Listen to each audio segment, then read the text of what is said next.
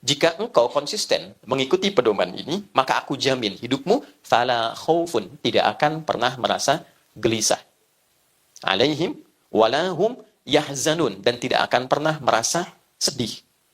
Baik, jadi konsep kehidupan di bumi itu dengan sifat dunia itu seharusnya konsepnya satu, fala khauf, nggak pernah gelisah, tenang.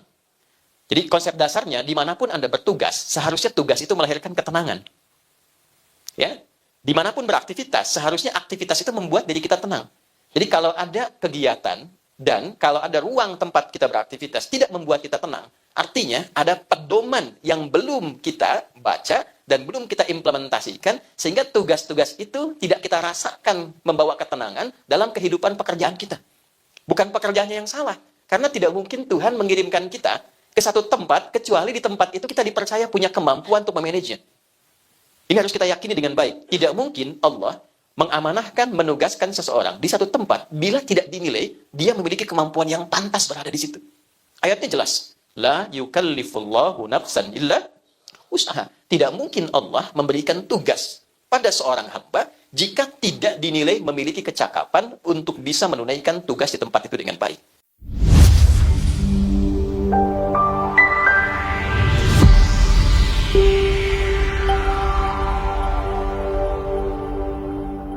Assalamualaikum warahmatullahi wabarakatuh. Sifat yang melekat pada fungsi kehidupan kita di setiap tempat yang dipijak dengan tiga makna itu, sifatnya disebut dengan dunia. Ya, disebut dengan apa? Dunia. Itu dunia itu dari bahasa Arab, dari kata dana, yadnu dunuwan wa dunyaan. Ya, dia membawa dua arti yang sangat padat. Satu, dunia itu artinya sesuatu yang berlangsung dengan cepat, dekat. Ya, jadi kalau orang Arab mengatakan hadzal ma dani anni, ini air dekat dengan saya. Ya, sesuatu yang dekat dan cepat. Ya, tak terasa ya. Rasanya baru kemarin dilantik, sekarang sudah 3 tahun kan? Hah? Ya, tak terasa, kayaknya baru kemarin tuh, ya, teman-teman ini membentuk satu komunitas, satu yayasan, ternyata sekarang sudah sekian tahun usianya. Itulah dunia. Sifatnya demikian. Jadi dengan kecepatan itu, kalau kita tidak manfaatkan setiap posisi yang diamanahkan untuk menampilkan tiga makna tadi, maka waktu itu akan terus berlalu, berjalan, dan tidak ada yang hadir pada diri kita kecuali penyesalan. Ya, sesuatu yang cepat bergerak. Dua, dunia itu juga mengandung arti sesuatu yang rusak secara alamiah bila tidak dirawat. Ini gelas bersih walaupun tak ada airnya, didiamkan saja, sifat dunia itu rusak dengan sendirinya. Anda punya handphone, ya bagus, merek apapun itu, Anda diamkan, tidak diapa-apakan, rusak. Ya, itulah dunia. Jabatan juga begitu. Anda dipercaya dengan jabatan tertentu, ketua tertentu, Anda tidak bekerja, Anda diamkan, rusak fungsinya. Dan cepat itu berlalu. Itulah dunia. Nah, sekarang pertanyaannya, dengan dua sifat tadi, dan kita sedang membuat satu bentangan jalan yang Anda beri nama jalan dunia. Dan di titik itu kita berjalan, bagaimana kita memanage nilai-nilai kemanfaatan, nilai-nilai kesuksesan, nilai-nilai kebergantian di tengah situasi yang berjalan sedemikian cepat dan ada potensi-potensi kerusakan yang mungkin lahir bila tidak dimanage dengan baik. Nah, itu bagian tema pertama yang nanti kita akan coba urai. Ini belum mulai kita ya, ini baru mukadimah ya. Masalah sendiri bikin judulnya panjang-panjang dulu. Dua, apa itu akhirat? Ini loh, ada akhir, ada akhirat. Itu berbeda. Jika Anda katakan akhir, akhir itu ujung sesuatu yang masih membuka ruang setelahnya. Saya katakan gini, itu pintu ya, di ujung sana. Ya kan? Dzalikal bab. Ya kan? Itu pintu, itu akhir dari ruangan ini. Tapi ketika dibuka, ada ruang baru yang kemudian kita bisa masuki. Itu akhir namanya. Tapi kalau akhirat, itu ujung sesuatu yang betul-betul ujung dan tidak ada ruang lagi setelah itu. Jadi kalau sudah berada di situ, maka sifatnya abadi akan di situ saja dan tidak akan berpindah ke tempat yang baru. Nah, pertanyaannya, ada ruang apa di akhirat itu yang menjadi ujung kehidupan kita dan tidak ada perpindahan setelah itu? Itu nanti juga kita akan urai. Hasil perjalanan dunia kita di jalan yang sedang kita titi ini, jika berakhir di ujung kehidupan ini, di tempat mana kiranya kita berada? Yang tidak berpindah lagi setelah itu. Nah, tidak mungkin kita menggunakan pendekatan karya kemanusiaan karena belum ada manusia yang sampai ke sana, berhenti di sana, nyampaikan informasi kepada kita untuk kita kaji ulang. Kecuali kita melandaskan kepada Tuhan yang telah menciptakan kita, yang mendesain semua kehidupan ini, dan menerangkan kepada kita tentang jalan kehidupan dunia menuju ujung kehidupan yang kekal dan abadi. Kepada siapa jalan itu kemudian diinformasikan, bagaimana beliau kemudian menuturkan, nah di bulan kelahiran sosok mulia itu, ya, yang diutus membawa risalah namanya Rasul, dan ini bulan kelahirannya Nabi Muhammad Sallallahu Alaihi Wasallam. Di titik itulah kita coba akan keluarkan panduan untuk sharing di pagi hari ini bagi yang merasa ini menjadi penting untuk bisa dibawa sebagai tuntunan kehidupan, maka silahkan nanti intisarinya diterapkan dalam hidup. Bagi yang merasa barangkali bisa melihat sisi-sisi lain, paradigma berbeda, itu pilihan hidupnya. Tapi pada akhirnya kita sepakat bahwa kita akan kembali pada Sang Pencipta, dan pertaruhan kita ketika membuka gerbang akhir itu adalah titik akhir kehidupan dalam akhirat yang kita buatkan tema. Saya akhiri mukaddimahnya, sekarang kita masuk pada inti bahasannya. Bisa dipahami insya Allah? Ya, jelas? Nah, karena sudah jelas dan paham, kita akhiri pertemuan kita. Baik, saya mohon izin untuk berdiri ya, teman-teman sekalian. Saya menyapa dengan teman-teman saja ya, supaya lebih memudahkan. Baik, di sini kita akan coba keluarkan dulu nilai-nilai integritas, keteladanan, dan seterusnya. Semua fase kehidupan yang dijalani oleh umat manusia, ya, Tuhan di titik ini bagi kita umat Islam khususnya meyakini Allah Subhanahu wa Ta'ala menugaskan para utusan.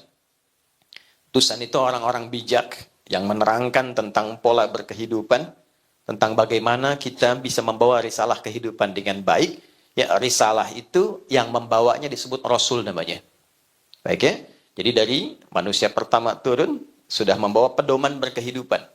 Ya, secara singkat, pedoman kompleks berkehidupan yang memandu kita sukses dari ujung kepala sampai ujung kaki, itu kalau bahasa Arabnya disebut hudan namanya. Apa namanya? Hudan, kan? Kalau kita keluarkan kata hudan menjadi satu bagian, itu hidayah namanya. Ya, semoga kita mendapat hidayah. Itu satu aspek dari sekian bentuk pedoman berkehidupan. Dalam bidang apa? Ya kan? Nah, oke, hudan namanya. Nabi Adam turun ke bumi, saya percepat. Ya, maka bersamaan dengan turunnya itu, beliau pun diberikan pedoman. Kalau ingin sukses, ingin bermanfaat, ingin bisa menghasilkan kadar-kadar yang baik dalam berkehidupan, maka diturunkan. Bagi umat Islam itu ada di Quran surah kedua Al-Baqarah di ayat ke-38. Qulna bitu minha jami'a fa imma ya'tiyannakum minni hudan faman tabi'a hudaya fala khaufun 'alaihim wala hum yahzanun. Adam, Hawa, tiba saatnya kehidupan misi di dunia itu sekarang dimulai. Engkau turun, bersamaan dengan turunmu, aku berikan pedoman berkehidupan. Oke? Jika engkau konsisten mengikuti pedoman ini, maka aku jamin hidupmu fala khaufun, tidak akan pernah merasa gelisah. Alaihim walahum yahzanun, dan tidak akan pernah merasa sedih. Baik, jadi konsep kehidupan di bumi itu dengan sifat dunia itu seharusnya konsepnya satu, fala khauf. Gak pernah gelisah, tenang. Jadi konsep dasarnya, dimanapun Anda bertugas, seharusnya tugas itu melahirkan ketenangan. Ya, dimanapun beraktivitas, seharusnya aktivitas itu membuat diri kita tenang. Jadi kalau ada kegiatan dan kalau ada ruang tempat kita beraktivitas tidak membuat kita tenang, artinya ada pedoman yang belum kita baca dan belum kita implementasikan, sehingga tugas-tugas itu tidak kita rasakan membawa ketenangan dalam kehidupan pekerjaan kita. Bukan pekerjaannya yang salah, karena tidak mungkin Tuhan mengirimkan kita ke satu tempat, kecuali di tempat itu kita dipercaya punya kemampuan untuk memanagenya. Ini harus kita yakini dengan baik. Tidak mungkin Allah mengamanahkan, menugaskan seseorang di satu tempat, bila tidak dinilai, dia memiliki kemampuan yang pantas berada di situ. Ayatnya jelas. La yukallifullahu nafsan illa usaha.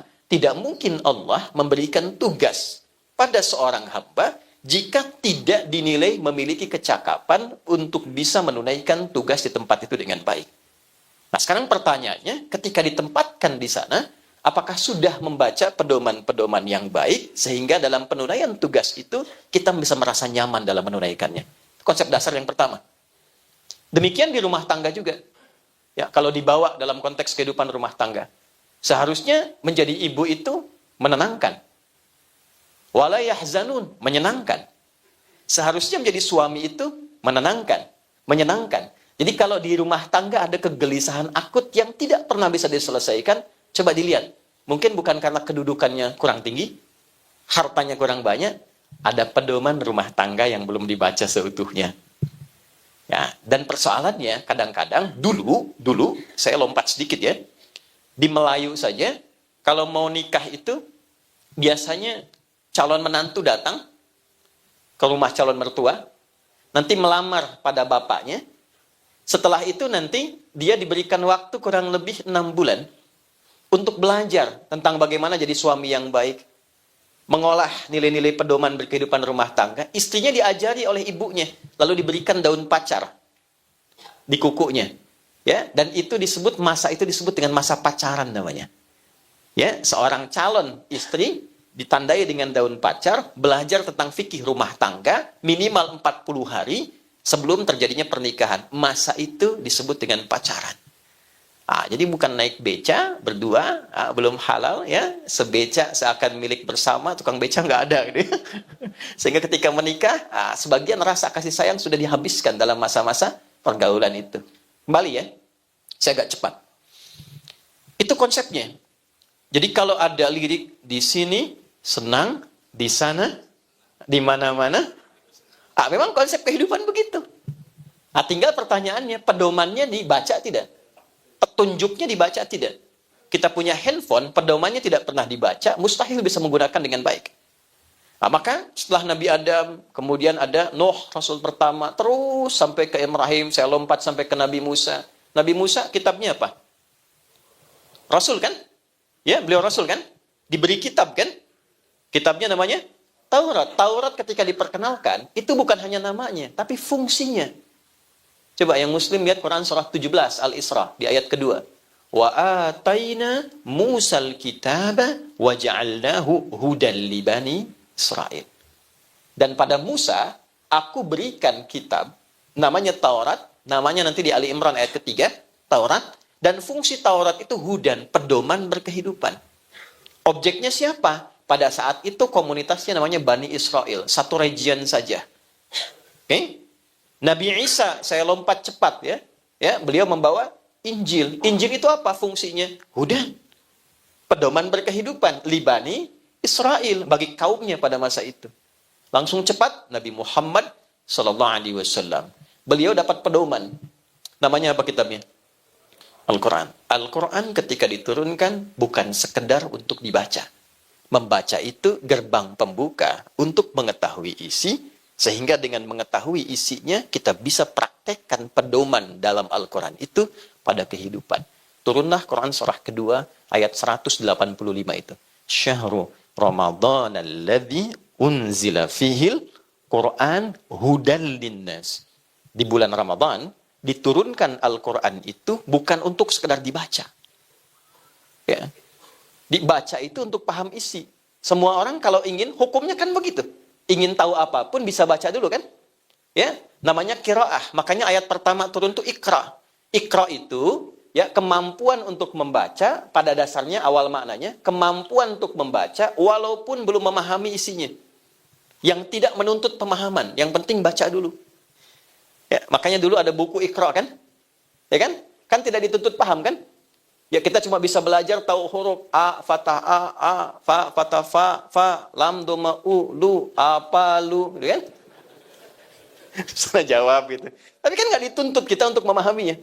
Sama bahasa Indonesia dulu waktu SD. Ini Budi, ini ayah Budi, ini ibu Budi, ini teman Budi. Sampai sekarang saya cari, nggak pernah dijelaskan siapa itu Budi. Di mana dia tinggal? Kan siapa ayahnya, siapa ibunya? Karena yang dituntut dari situ hanya bisa membaca. Tapi setelah bisa kita baca, levelnya naik menjadi pemahaman untuk mengkaji apa yang dibaca. Pindahlah dari ikra qiraah kepada tilawah. Utlu ma uhiya ilaika minal kitab. Coba transformasikan dirimu dari sekedar baca sampai sekarang menelaah, memahami apa yang dibaca itu. Setelah paham bahwa itu sebagai pedoman berkehidupan. Itulah tilawah. Makanya ketika ada orang baca Quran, baca saja, itu disebut qori kan? Tapi ketika ada yang menerjemahkan supaya kita paham, maka orang yang menerjemahkan itu namanya siapa? Sari tilawah. Ya, sebetulnya asalnya tilawah saja. Tidak pakai sari. Cuma mungkin karena pertama kali yang menerjemahkan Bu Sari, maka dinamakan sari tilawah. Nah, beda mungkin kalau yang pertama menerjemahkan Pak Wayan, mungkin namanya Wayan tilawah. Gitu. Nah, sekarang ketika itu diturunkan 6.236 ayat Al-Fatihah sampai An-Nas, disitulah ada pedoman yang kita bawa. Dari pedoman ini kita ingin turunkan mana di antara 6.236 ayat itu yang membawa tentang pedoman yang mengandung nilai-nilai integritas, keteladanan. Yang bisa kita praktekkan hari ini dan kita terapkan dalam lingkup kerja kita dalam posisi-posisi yang diamanahkan pada kita semua. Nah, dari situ kita keluarkan 4 poin.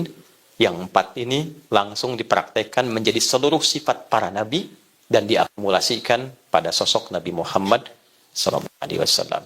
Jadi, jika Anda ingin menggali sisi integritas, keteladanan, di posisi-posisi yang sekarang Anda tempati, termasuk bekal-bekal kepemimpinan, 4 ini telah dijamin berdasarkan perjalanan masa di setiap tempat. Dia yang bisa mengubah, menghadirkan pencerahan, dan berkemajuan di setiap tempat yang kita hadiri. 1, dengan cepat. F, fatona. Saya boleh tuliskan ya? Ya. Di belakang kelihatan Bu ini. Alhamdulillah. Jadi Pak Wayan, Pak Nanda, ini ada sesuatu yang luar biasa, Pak Ketum, Pak Fahmi. Ibu-ibu Skarpura itu di hari milad yang ke-26 itu memiliki keadaan istimewa dengan peningkatan iman yang luar biasa. Di antara tandanya, belum saya tulis sudah kelihatan. Imannya tinggi sekali, belum saya tulis sudah kelihatan. Saya tulis dulu ya. Assalamualaikum. Ini F, ya ini kan? Fatana. Fatana. Ya. Ya. Fatana. Apa itu fatana? 2 juta? Serius?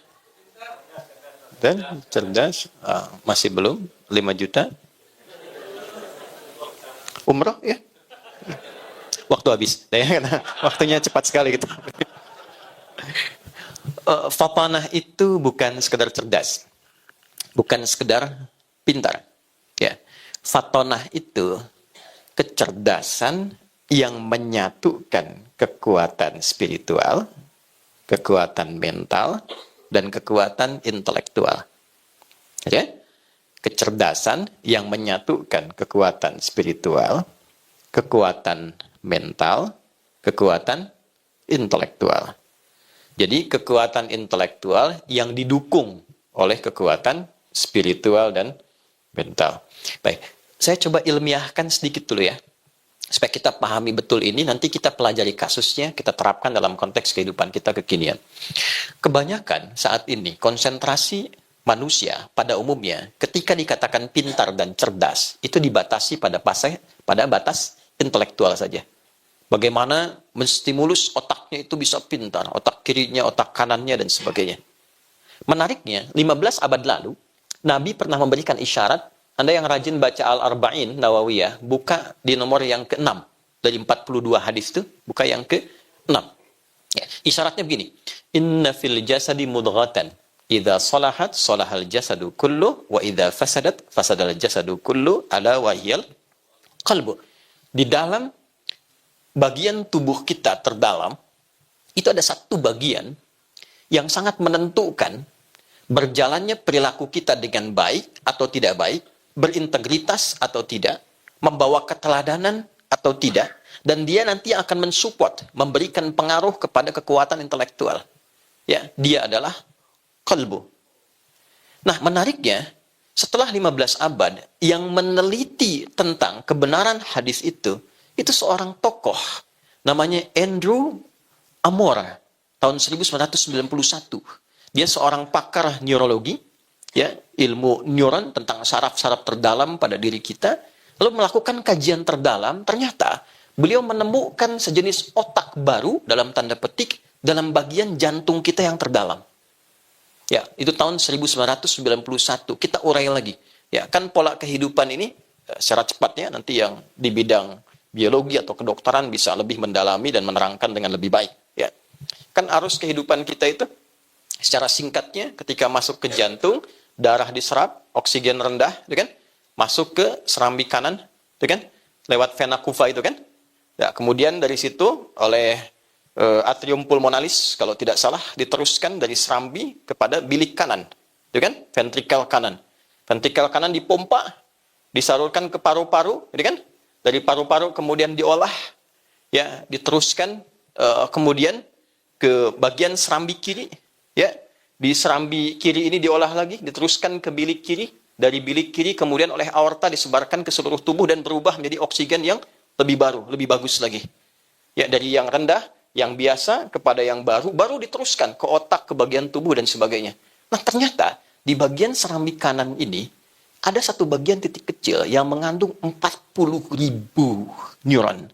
Saraf-saraf otak bagian jantung yang dia mampu mengingat, merasakan, memberikan suara, memberikan arah, dan itu ditembuskan ke dalam bagian otak kita yang kurang lebih berisi 100 miliar neuron saraf di dalamnya. Dan disimpulkan, ternyata otak itu secara intelektual, dia tidak memiliki fungsi memerintah. Dia hanya mengkonstruksikan saja bagaimana semua perintah itu bisa dijalankan dengan cepat. Jadi fungsinya netral. Jadi kalau ada kajian akal sehat itu adalah sebuah konstruksi bagaimana merumuskan perintah-perintah yang datang ke otak, ke akal itu bisa diteruskan dengan cepat ke tubuh. Sepersekian detik, dengan cara yang benar, dengan cara yang baik. Jadi dia nggak punya perintah. Perintahnya semua ternyata dari sini, Pak, Bu. Di sini cuma mengkonstruksikan, semakin pintar, semakin cepat itu dilakukan. Sepersekian detik. Kuncinya di sini. Nah, di dalam sini, di 40.000 neuron itu, ternyata dia hanya punya 2 sifat. Dan sifat itulah yang dijelaskan oleh Tuhan, oleh Allah, di surat 91 Asy-Syams itu, ayat 7-10. Wa nafsi wa ma sawwaha fa'alhamaha fujuraha wa taqwa. Secara presisi, tempat bagian terdalam itu yang membawa nilai kecerdasan spiritual, diteruskan ke intelektual, disupport dengan mental, itu disebut oleh Al-Quran dengan satu bagian, namanya nafas. Nah, kita bicara fatonah ini, dimulainya tidak langsung ke akal, tapi dimulai dari nafas dulu. Ini inti jiwa. Jadi kalau saya, Anda, kita ingin memiliki integritas yang baik, sehingga nanti melahirkan karakter moral. Integritas kan dari karakter moral. Naik ke sini jadi karakter intelektual, pindah ke tubuh jadi karakter kinerja. Ya kan? Ini Tubuh punya kinerja, punya karakter nih. Tangan untuk apa, mata untuk apa, telinga untuk apa. Ini kinerjanya bagian tubuh. Ya, nanti disupport secara cepat oleh karakter intelektual, diteruskan. Mata, lakukan ini. Ya kan? Kerjakan. Dari mana perintahnya? Dari sini. Ini kalau nggak punya karakter, moral hazard, yang sekarang kita bilang itu, maka tidak mungkin lahir integritas. Nggak mungkin jadi teladan. Nah, di mana titik berkumpulnya nilai-nilai karakter itu? Namanya di nafas namanya. Dan disitulah diserap ke dalam bahasa Indonesia menjadi nafas. Dengan nafas kehidupan itu yang tidak separuh. Hanya dewa yang punya separuh nafas itu kan. Nah, dan dengan nafas yang sempurna itu, mengalirnya bagian darah ke seluruh bagian tubuh, disitulah mengalir pula karakter-karakter kita. Nah, Nabi memberikan petunjuk, upayakan semua yang mengalir ke dalam bagian tubuh kita, dibawa oleh darah, membawa oksigen, punya karakter juga. Bukan cuma mengalir aja. Darah mengalir ke seluruh tubuh, membawa oksigen. Tidak begitu. Upayakan bawa karakter yang pertama F, fatanah. Nah, untuk mendapatkan karakter fatanah ini, maka di dalam inti jiwa ini ada dua nih. Yang harus kita ketahui. Ini mohon maaf kajiannya agak dalam ya. Karena bicara akhirat itu harus sedikit dalam, khusyuk dalam bahasa Pak Wayan itu. Satu, ada takwa namanya. Nah, di sini terkumpulnya nilai-nilai yang kita tuliskan. Dua, ada, saya istilahkan katalis namanya. Walaupun menjadi lawan, nanti katalisnya. Namanya fujur. Ada fajar, ada infajar, ada fujur. Wa nafsi wa ma sawwaha fa'alhamaha fujuraha wa taqwa. Saya tuliskan yang muslim Anda bisa cari Quran surah 91 ayat 7 sampai 10. Nah, di takwa ini semua karakter-karakter baik yang mengakumulasikan secara kolektif sifat integritas dan keteladanan, ini munculnya di sini. Ada kejujuran, ada ketawaduan, rendah hati, ada kesabaran. Dikolektifkan keseluruhannya, disaring saripatinya, diberi nama dengan satu nama tunggal. Namanya takwa. Oke? Nah, lawannya itu fujur. Asal katanya, ya, ini. Di sini kalau kita tuliskan positif, ini negatif misalnya. Di sini misalnya ada rendah hati. Ya, kemudian di sini ada jujur. Di sini ada sabar. Ya, dan seterusnya. Nanti ini membentuk integritas dan keteladanan. Dua kata pokok di tema kita. Di sini katalisnya terlihat sebagai lawan. Jadi kalau di sini jujur, rendah hati, di sini ada sombong. Ya. Di sini ada jujur, kemudian di fujur ada apa? Ada bohong. Walaupun Anda mengatakan tidak ada dusta di antara kita, potensi dusta itu selalu ada. Oke? Baik. Kalau di sini ada sabar, di sini ada amarah. Ya. Di potensi sombong itu ada. Ya. Belum diangkat, sudah bikin kartu nama baru gitu kan. Tiba-tiba ada koreksi. Bisa ada.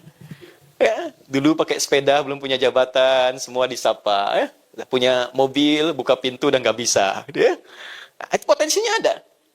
Ya, sombong itu ada, angkuh itu ada, dusta itu ada. Ya, potensi dusta, potensi menipu itu selalu ada. Baik ya, walaupun misalnya, mohon maaf, ya Anda berusaha ibadah, Anda berusaha sholat, ya, semakin tinggi, semakin muncul takwanya. Tapi semakin rendah, semakin muncul potensi fujurnya. Ya, Anda jadi pimpinan, kan? Tiba-tiba datang tawaran ini, itu, dan sebagainya. Potensi ini selalu ada. Ya, demikian amarah dan sebagainya.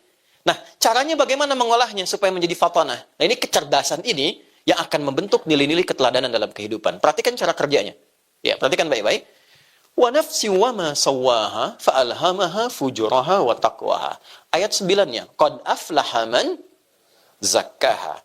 Qad aflaha. Qad itu harfu tahqiq wa taqrib. Tahqiq itu yang menjamin sesuatu, taqrib itu mendekatkan sesuatu pada tujuan. Oke? Baik, aflah dari kata falah. Dia punya dua arti. Sukses dan bahagia. Success and happiness. Ya. Jika Anda ingin mendeskripsikan kesuksesan saja, maka dalam bahasa Arab itu disebutnya namanya fauz. Fauz, sukses tapi belum tentu bahagia. Ya, kata dasarnya, konsep awalnya. Turunannya ada faiz, faizin, fauzan, ya kan faizah. Kalau ada yang namanya fauzan, itu orang yang diharapkan sukses dalam hidupnya. Walaupun belum tentu bahagia. Ya kan? Nah, itu dari kata fauz. Kemudian ada bahagia belum tentu sukses. Itu farah namanya. Dari kata fariha. Sifat laki-lakinya farhan. Ya, perempuannya farah. Ya, ada yang namanya farah misalnya, ya, atau farhan, orang yang diharapkan bahagia selama hidupnya. Ya, walaupun belum tentu sukses. Nah sekarang pertanyaannya saya kasih pilihan nih. Anda pilih mana? Ya, sukses belum tentu bahagia atau bahagia belum tentu sukses? Sederhananya begini, Bu ya, kaya tapi gelisah atau miskin tapi tenang? Nggak ada pilihan ketiga. Nah, Tuhan Maha tahu nih, pasti kita cari yang ideal kan? Ya, kaya dan tenang, sukses dan bahagia. Kalau kita gabungkan dua nama itu, maka berubah menjadi falah namanya. Falah. Kalau kita genggam itu, genggam, jangan sampai lepas. Saya pengen dapat, itu nggak ingin saya lepaskan. Namanya aflah. Qad aflaha. Aku jamin, orang-orang yang mampu mengolah bagian dirinya dengan baik ini, dia akan mudah mendapatkan kesuksesan dan dekat kepada kebahagiaan dimanapun dia beraktivitas, dimanapun dia bertugas. Tuh. Jangan ngangguk dulu, belum selesai nih ya. Nah, bagaimana caranya? Man zakkaha. Man itu penawaran personal bersifat general. Ya, ismun mausulun yadullu alal fardiyatil ammiyah bahasa Arabnya. Ya, paham? Tidak. Ya, huruf yang menawarkan tawaran personal. Jadi kalau Anda melihat kata man, itu rasakan tawarannya buat saya gitu, bawa ke personal. Tapi terbuka general, mau laki-laki, mau perempuan, di posisi apapun. Jadi Allah ini nawarkan begini, hei fulan, Anda pengen sukses, siapapun Anda, saya tidak melihat Anda siapapun. Kalau Anda ingin sukses, bawa ini, dimanapun Anda beraktivitas, maka pedoman ini mengantarkan Anda pada figur berintegritas, memiliki keteladanan, dan dekat kepada kesuksesan dan kenyamanan. Nah, apa polanya? Bagaimana membangkitkan kecerdasan spiritual itu, membawa ke intelektual, dan melahirkan karakter kinerja yang maksimal. Man zakkaha. Siapa yang mampu menyucikannya? Saya tanya semua nih, Bapak dan Ibu. Nyuci itu membuang bendanya atau membersihkan kotornya? Gak mungkin kan ibu nyuci baju, buang bajunya. Dibuang kotorannya, supaya muncul bersihnya kan? Nah, jadi filosofinya gini, artinya kotor itu dimunculkan supaya muncul bersihnya kan? Sebab kalau nggak ada yang kotor, nggak mungkin muncul bersih. Kan nggak mungkin tiba-tiba ibu nyuci pakaian masih bersih. Kan? Harus ada kotor dulu baru dicuci. Nah ini juga sama, Pak. Amarah ini diciptakan bukan supaya kita marah-marah, bukan. Bukan ingin membuat diri kita pemarah, bukan. Tapi supaya sabarnya muncul. Sebab kalau tidak ada amarah, nggak mungkin muncul sabar. Jadi kalau ibu pulang ke rumah menemukan suami marah, bukan Allah ingin menjadikan suami ibu pemarah, bukan.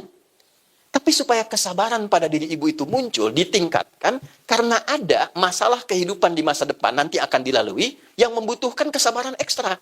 Kalau tidak naik nilai kesabaran itu, kuantitasnya dan kualitasnya, belum tentu bisa mengatasi persoalan yang kemudian. Paham nggak? Jadi berbahagialah ketika ibu pulang mendapatkan suami marah, itu artinya, sebentar, Allah ingin menaikkan nilai kesabaran, cepat cari lawannya, itu poinnya. Itulah fatonah namanya, cari lawannya. Ya, sama, semua jadi diuji Bu, jangan dikira hanya direktur saja, manajer, IO saja, ustadz juga begitu. Sama ustadz juga begitu. Makanya jarang ustadz yang ceramah itu bawa istrinya. Ini live apa direkam? Rekam ya? Aman ya. Jadi pola awalnya cari lawannya. Marah diciptakan bukan ingin membuat seseorang jadi pemarah. Tapi cepat cari lawan. Dari amarah itu sabar. Apa lawannya cemberut? Senyum. Anda pulang ke rumah, dia tidak cemberut. Anda senyum. Assalamualaikum. Kayaknya kenal gitu ya. Masya Allah. Ini emas 2 kilo, selesai masalah.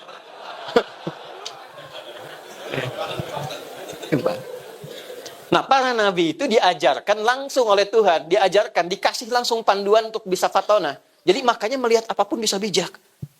Nah, kita hanya ditanamkan potensi. Dengan potensi itu diminta menggali. Jadi kalau Anda itu become a leaders, ya, become a leader for your own future, ya, Anda ke depan akan jadi seorang pemimpin, maka jika ingin mendapatkan nilai integritas dan keteladanan yang didambakan itu, kemampuan kita mesti menggali potensi-potensi itu. Caranya apa? Setiap menemukan satu kondisi yang tidak ideal menurut kita, cepat cari lawannya. Oke? Ada orang bawa sesuatu misalnya yang tidak jujur. Pak, ini ada proyek Pak, lumayan Pak fee-nya gitu kan, Pak GM. Bisa nggak yang saya bisa masuk tanpa tender? Ya kurang lebih untuk Bapak bisa diambil 1 miliar lah gitu. Ini dimunculkan pada saya bukan ingin menjadikan saya seorang yang tidak baik. Cari lawannya, saya mesti jujur. Maaf ya, jari saya ini jari tahiyat, tidak akan pernah dipakai maksiat. GM. Tapi kan tipikalnya tidak berhenti. Untuk menaikkan apakah GM ini akan naik posisinya lagi, kan setannya akan berubah. Pangkatnya akan naik lebih tinggi. Baik? Baik. Datang lagi, Pak. Mohon izin, Pak. Tawarannya naik 10 miliar misalnya. Nah, sebentar saya istiqoroh dulu. Hati-hati, Pak. Nah, ini satu. Jadi nanti, dimanapun kita bertugas, kalau ingin memiliki integritas, maka sifat fatonah ini mesti muncul. Ya, menempatkan sesuatu sesuai dengan tempatnya, tapi memiliki kecerdasan untuk mencari lawan. Sehingga lahirlah sifat-sifat bijaksana dalam merespon segala hal. Kekuatan integritas itu kalau cuma teori itu nggak bisa. Al-Quran itu menawarkan praktek. Karena hakikatnya semua yang kita hadapi itu menguji kematangan potensi kita. 40.000 itu luar biasa, dipakai apa saja itu. Nah, ini yang menjadikan keadaan diri kita selalu bergolak. Dihadapkan pada pilihan-pilihan. Jumatan, keluar dari masjid, lihat sepatu bagus-bagus, sudah bergolak hati kan? Iya kan? Yang bertarung kan dua. Apakah sifat ini yang muncul sendiri ke atas? Iya kan? Atau yang ini? Dalam dunia pekerjaan kita, selalu akan dihadapkan pada dua pilihan ini. Oke? Nah, maka pergolakan itu dalam bahasa Arab disebut dengan koluba namanya. Sesuatu yang tidak pernah tentram, selalu ada gejolak. Karakternya disebut kolbu. Maka nafas punya tempat, wadah namanya kolbu. Ada sering bikin kajian manajemen kolbu kan? Kolbu punya gerbang, gapuranya. Gapura ini namanya sodrun. Jamannya sudur. Ini gapuranya sodrun. Tempatnya di sini nih. Ini ada ruang cekungan di sini. Ini nahrun, ini batnun perut, ini nahrun bagian atas, di sini sodrun. Semua orang punya sodrun di sini. Ini filosofinya, kenapa dalam sholat bagi umat Islam tangannya bersedekap di sini. Tidak di perut kan, tapi di sini. Ya, untuk menjaga bagian-bagian inti kehidupan kita, supaya bisa selalu dikondisikan dengan baik. Dan lahirlah sifat-sifat ketakwaan itu. Itu sodrun. Jamannya sudur. Jadi, gerbangnya, gapuranya, ini, namanya sodrun. Jamannya sudur. Ada makhluk yang memang tugasnya ingin menjauhkan kita dari nilai ketakwaan. Supaya terlempar pada sisi yang buruk saja. Fujur. Keluar yang buruk dari nafas. Namanya su. Su itu sesuatu yang buruk yang tidak sepantasnya keluar. Mata harusnya memandang baik, memandang yang buruk. Lisan harusnya bicara dengan baik, bicara yang buruk. Tidak punya fatanah. Maka keluar sifat su namanya. Pintunya dari sini. Sesuatu yang menjauhkan dari yang baik kepada yang buruk, itu bahasa Arabnya syaitana. Sifatnya syaitan. Ya kan? Nah, syaitan mencoba untuk menjauhkan dengan menembus kita. Ini karena agak dalam, pembahasan spiritual. Dia tembus dari sini. Dari gapuranya, dia masuk dari sini. Tembus ke kolbu, sampai ke nafas, sampai ke fujur. Kan? Makanya bagi umat Islam, milenial, kontemporer, kekinian, ada satu surat dari 114 yang paling favorit bagi umat Islam dimanapun di muka bumi. Surat An-Nas itu. Ya, Qul a'udzu birabbin malikin ilahin. Nah, teruskan. Min syarril waswasil alladzi fi sudurin nas. Was-was, bisikan halus yang tak terlihat tapi sampai menghujam langsung ke sini. Bisikan untuk nyogok, bisikan untuk korupsi. Ya. Gimana orang datang, nitip 200.000 bisa lewat, proses dimudahkan, nitip sekian bisa lewat, gitu kan? Jalan cepat, fast track, tapi menggunakan cara-cara yang tidak tepat. Misal, saya contoh saja gitu kan, kan ada was-was. Ada prosedur yang benar, ada prosedur yang salah. Bisa terjadi dalam berbagai hal. Maka apa yang terjadi? Was-was itu tak terasa, tiba-tiba muncul karakternya. Maka keluar dari nafas sifat su. Nafas ketemu dengan su, jadi nafsu namanya. Itu asalnya. Ini bukan ilmu otak-atik ya. Ini nyata, ada referensinya. Nafas plus su ketemu apa? Jadi apa? Nafsu. Ditemukan di mana? Quran surat ke-12 ayat berapa? 53. Wa ma ubarni'u nafsi innan nafsa la'ammaratum bisu illa ma rahima rabbi. Nafas ketemu su jadi nafsu. Nah, nafsu itu yang berlawanan dengan takwa. Ya, takwa dibisikkan untuk baik, nanti ada malaikat yang membisikkan, 88 kali disebutkan dalam Al-Quran. Setan pun disebutkan 88 kali. Jadi ketika Anda dihadapkan pada satu hal, akan ada dua bisikan, kebaikan atau keburukan. Tinggal mau pilih yang mana. Nah, itulah di titik itu kita penting memiliki fatonah.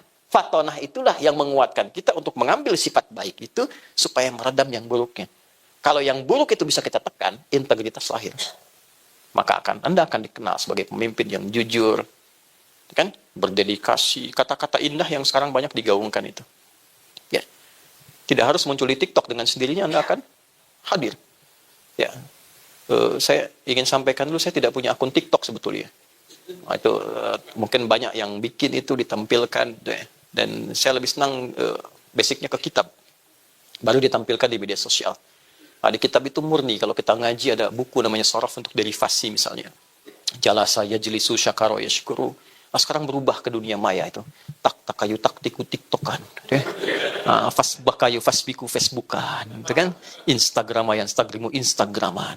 Dan puncaknya tabayatubu YouTubean.